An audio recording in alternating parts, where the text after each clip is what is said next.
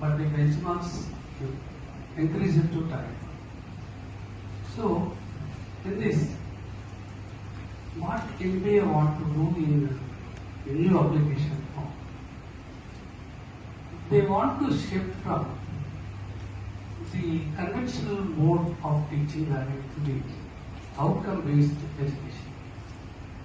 And all the criteria, even in the NAC also, if you see the outcome-based education philosophy, and so many things you have been attending workshops also.